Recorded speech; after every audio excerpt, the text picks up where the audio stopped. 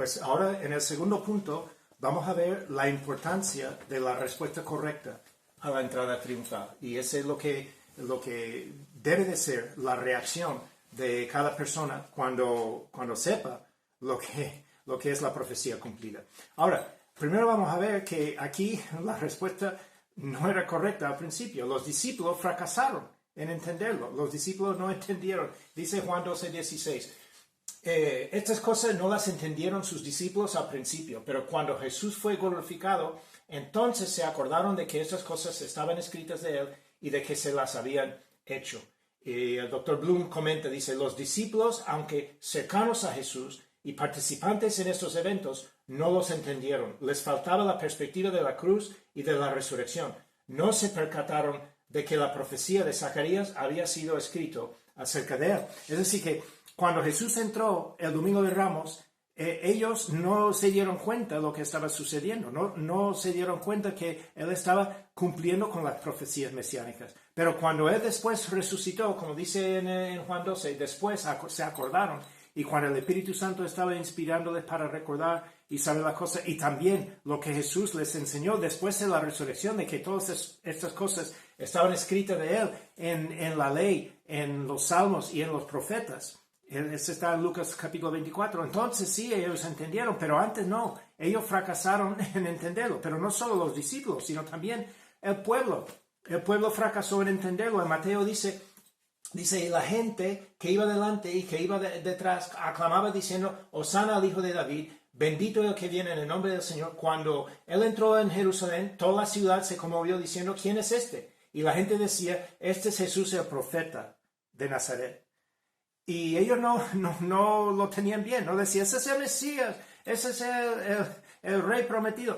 No, ese es Jesús el profeta de Nazaret. Y Warren Wiersbe dice, pero los judíos todavía no reconocieron a Jesús como su rey. ¿Qué causó la ceguera espiritual de Israel? Por un lado, sus líderes religiosos les habían robado de la verdad, de su propia palabra, la habían sustituido con tradiciones de hombres, como pone en Lucas, y los líderes no tenían interés en la verdad, solo se preocupaban con proteger sus propios intereses. Entonces, el pueblo, al aclamarlo, pero no entendió realmente el pueblo lo que estaba aclamando. Y ellos no querían reconocerle como el rey prometido, sino como una figura mesiánica que iba a liberarlos de los romanos o cualquier otra cosa. Pero ellos fracasaron. El pueblo fracasó, los discípulos fracasaron. Y también los líderes religiosos y la nación misma fracasaron. En Lucas 19 dice, entonces algunos de los fariseos de entre la multitud le dijeron, Maestro, reprende a tus discípulos. Y él respondiendo dijo, os digo que si estos callaran, las piedras clamarán.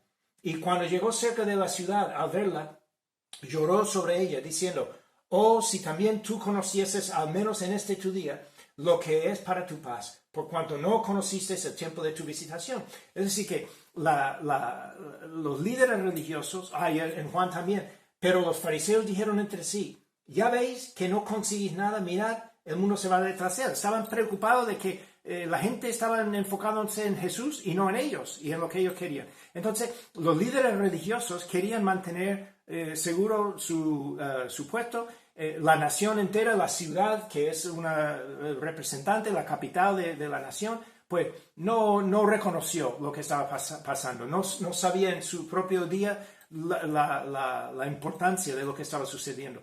Y entonces los líderes religiosos y la nación también, ellos fracasaron en entender qué estaba exactamente pasando ese día de Domingo de Ramos. Y ahora, ¿qué podemos aprender de ese segundo punto? El fracaso de los discípulos, el fracaso del pueblo, el fracaso de los líderes religiosos y de la nación entera. ¿Qué podemos aprender? Pues la aplicación que tenemos aquí, otra vez la palabra en blanca, es lo que resalta. Ahora tenemos la oportunidad para no fracasar nosotros acerca de Jesucristo, sino acertarlo, entender quién es Jesús, qué hizo Jesús y por qué es tan importante lo que hizo Jesús cuando llegó a Jerusalén, como en la profecía cumplida, en la manera especificada, en el tiempo especificado, el día especificado y con el título, la gente aclamándole, todo eso cumplido. Y no debemos de fracasar en entenderlo. ¿Por qué es tan importante? Pues primero, porque tienes que entender el Evangelio acerca de Jesús. Yo tengo que entenderlo, todo el mundo tiene que entender qué es el Evangelio. Segundo, tenemos que creer y confiar en Él de verdad como nuestro Salvador. Cada persona tiene que creer en Cristo como Salvador. Y tercero, tenemos que seguirlo y obedecerlo como Señor en toda nuestra vida, en toda tu vida, toda mi vida. Y esos son los resultados, ese es el resultado de lo que es creer en Jesús. Y no tener el problema como tuvieron los discípulos, como tuvo el pueblo, como tuvieron los líderes religiosos y la nación. Pero en vez de fracasar, pues acertar. Vamos a acertarlo. Así que me gusta leer esta cita, terminando con esta cita de Alfred Edersheim, un erudito muy importante finales del siglo XIX, era un hombre judío, se convirtió a Cristo, escribió un libro muy importante que se llama La vida y tiempos de Jesús el Mesías. Es un libro así de gordo. Y eso es lo que dice acerca de ese día. Y vamos a leerlo, podéis leerlo aquí en la pantalla. Vemos una vez más a la escena descrita. ¿Por qué? No era una procesión común y la entrada pública de Cristo en Jerusalén parece tan distinta de casi, diríamos, inconsistente con su modo previo de aparecer. Eso es como dijo Warren Wiersbe en la otra cita. Entonces, volvemos a esta escena para ver que algo aquí no va con lo que hemos visto en el ministerio de Jesús siempre antes. Y lo que dice, evidentemente, el tiempo de guardar tanto silencio había pasado y aquel para la declaración pública había llegado. Y tal era, de hecho, esta entrada de hoy, dice, y tal era esta entrada, desde el momento que envió a sus 2 discípulos hasta su aceptación del homenaje de la multitud y su reprensión del intento de los fariseos a pararlo, todo tiene que considerarse como diseñado o aprobado por Él, por Cristo, no solo como una afirmación de que era el Mesías, sino como una afirmación de su reconocimiento nacional. Vamos a seguir porque es una cita larga. Dice, y no obstante, aún así, no era para ser el Mesías como el pueblo de Israel imaginaba, sino el del cuadro profético, justo y salvador. Pero cuando dejamos de lado todo, que constituye tanta de la crítica moderna, no puede haber duda de que esta profecía pretendía introducir, en contraste con la guerra terrenal y el triunfo regio, otro reino del cual el rey justo sería el príncipe de paz, quien era manso y humilde en su advenimiento, quien hablaría paz a los paganos y cuya influencia extendería aún hasta lo último de la tierra. Y ahora termina la cita diciendo, y ahora la parte en blanco, dice, y esto se puede decir que si jamás hubiera una verdadera imagen del Mesías Rey y su reino, es esta. Y que si jamás Israel fuera a tener un Mesías o el mundo un Salvador, él tendría que ser tal como está descrito en esta profecía, hablando de la profecía de Zacarías y de lo que está sucediendo aquí. Dice, y tal como tan a menudo indicamos, no era la letra, sino el espíritu de la profecía que la antigua sinagoga, y eso con razón, vio cumplido en el Mesías y su reino. Es decir, con los judíos antiguos, ellos entendieron que esta profecía de Zacarías y las cosas de lo demás era acerca del Mesías, pero no lo entendieron cuando Jesús llegó, que Él era el que estaba cumpliéndolo. Y dice, por lo tanto, o por lo que con unanimidad el Talmud y las antiguas autoridades rabínicas, el Talmud es el libro que es un comentario sobre la ley y el Antiguo Testamento, ellos han aplicado esta profecía al Cristo, no a Cristo, sino al Cristo, al Mesías, sin entender que era para Jesús. Y la imagen que cogía es de una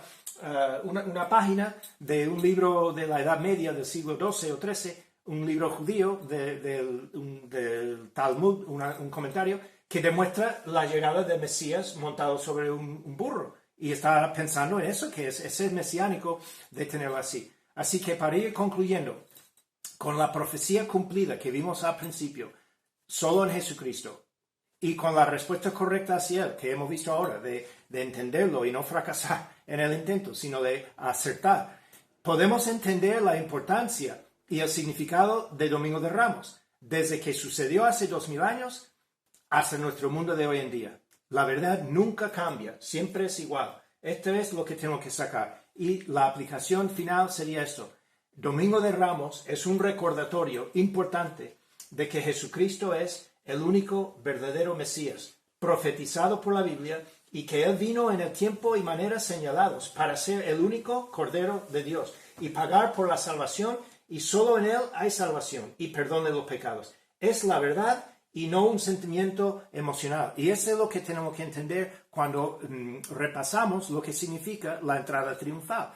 Y espero que con lo que hemos cubierto hoy, pues habiendo visto el año pasado en el culto en Puebla, vimos lo de la profecía en Zacarías solamente, pero hoy hemos ampliado eso un poco más. No solo la profecía, sino la respuesta. ¿Cómo debemos responder? Pues entendiendo esas cosas y aceptándolo. Y no es algo que nos conmueve porque es Semana Santa y tenemos esta emoción. No, es algo que es una verdad histórica y eso es lo que tenemos que tener en cuenta. Ahora vamos a terminar con una oración y luego pasaremos a poner la última canción. Muy bien, oremos.